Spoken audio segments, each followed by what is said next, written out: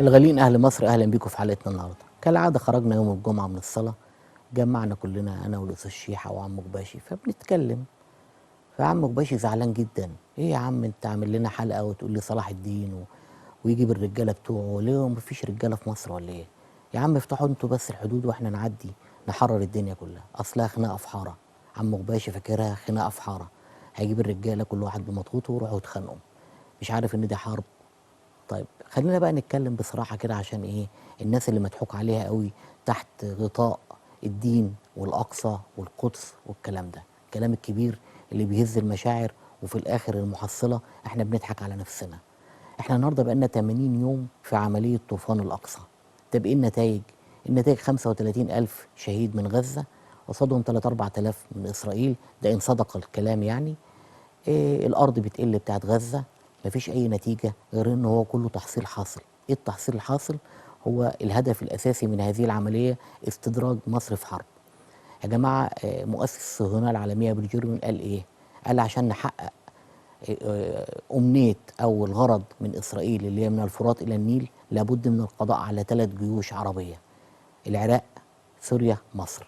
طبعا العراق اتقضى عليه وسوريا اتقضى عليه، مش باقي غير مصر. فالهدف كله من هذه العملية هو استدراج مصر لحرب، وبالتالي استنزاف قوتها. طب انت النهارده بتتكلم عن حركة حماس والمقاومة. طب هو ايه الاساس من الموضوع كله؟ هي النهارده فلسطين دي مش دولة محتلة من الكيان الصهيوني؟ الغرض ان ناخد ارض. هو انا بقاوم عشان ايه؟ انا بقاوم عشان اعمل ايه؟ مش عشان اخد الارض بتاعتي اللي الكيان محتلها. طب النهارده اخر واحد تفاوض على ارض فلسطين مين؟ الشهيد محمد انور السادات رحمه الله عليه. من بعد السادات ما فيش حد اتكلم في ارض فلسطين، كل الكلام دولتين مستقلتين، العيش في سلم، والقدس عاصمه فلسطين. ده الكلام اللي بيتقال، لكن الوضع اللي على الارض يبقى زي ما هو. ما فيش حد قال ان اسرائيل تسيب ربع متر ارض من اللي خدته من فلسطين. طب النهارده المقاومه بتاعت حماس بتعمل ايه؟ اولا انا اتحداك في 3 حاجات مهمين جدا لو لقيت الاجابه عليهم. الاولانيه، حماس رفع علم مين؟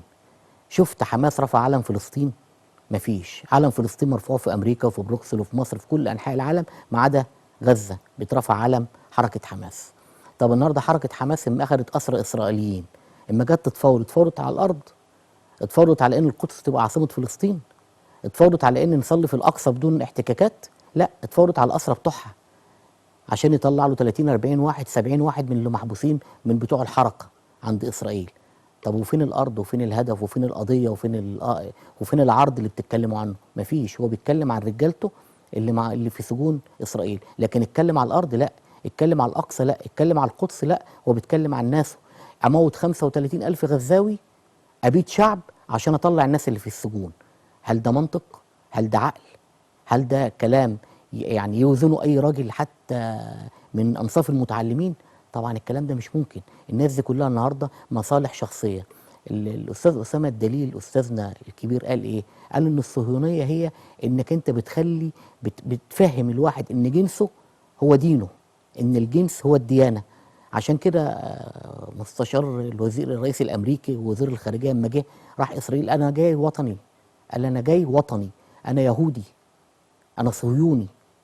ما هو ما اعترفش باي حاجه تانية. اذا هي الصهيونيه النهارده ان انت بتخلي الجنس هو الارض، هو الدين، بتربط الاثنين ببعض. فالنهارده الحركات دي بقت حركات خاصه لنفسها، مش للوطن ولا على الارض. الهدف هو استدراج مصر لحرب. اصحى وركز وخلي بالك، ووريني لو حماس بترفع علم فلسطين يبقى قول لي. مش كده ولا ايه؟